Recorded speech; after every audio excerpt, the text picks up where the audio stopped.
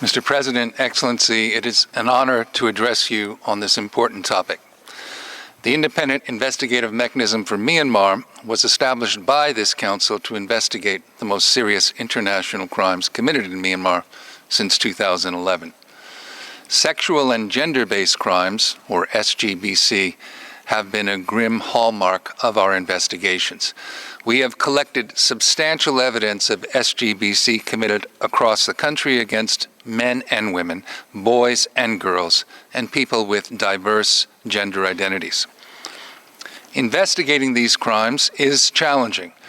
They are underreported and underdocumented, and we recognize historically underprosecuted.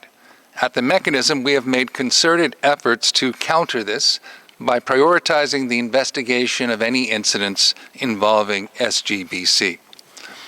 We have also systematically mainstreamed gender into our investigations and try to always consider the gender dimensions of the crimes we investigate. Myanmar is a patriarchal country, and this permeates every aspect of life.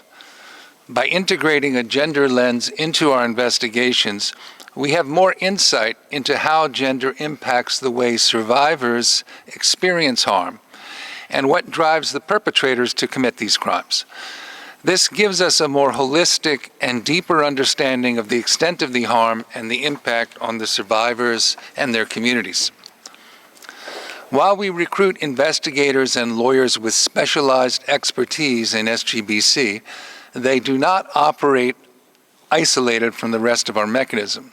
We have established an SGBC working group composed of investigators, lawyers, analysts, witness protection and support officers, and other specialists. Including those with linguistic, cultural, and context-specific expertise. They ensure that gender considerations are integrated from the outset of our priority investigations. The mechanism has also developed guidance documents and delivered training to its personnel on SGBC and gender approaches, including ways to identify warning signs or red flags suggesting that SGBC has taken place, is ongoing, or is likely to happen. We have also made significant efforts to engage with grassroots women's groups, women leaders, and LGBTQI groups from diverse Myanmar ethnicities to ensure we integrate their perspectives into our policies and investigations, and to give them a voice in the accountability process. A gender lens is also useful when we consider how to support those we engage with. Survivors of SGBC have suffered indescribable trauma, yet the topic is often taboo. In many cases, they have not even told their family members what they have experienced for fear of stigmatization. With a holistic understanding of the gender dynamics, we can engage with survivors in a more supportive and empowering manner.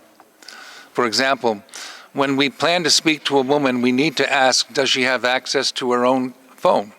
Or would she have to ask permission from her husband?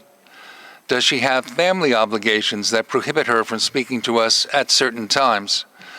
Do we need to arrange a safe house where she can speak to us openly and where support can be provided? The interview process can be very stressful for witnesses who are asked to recall very traumatic experiences. Our witness support unit, which includes a Burmese-speaking mental health professional, assesses the specific needs of each person before, during, and after their engagement with us.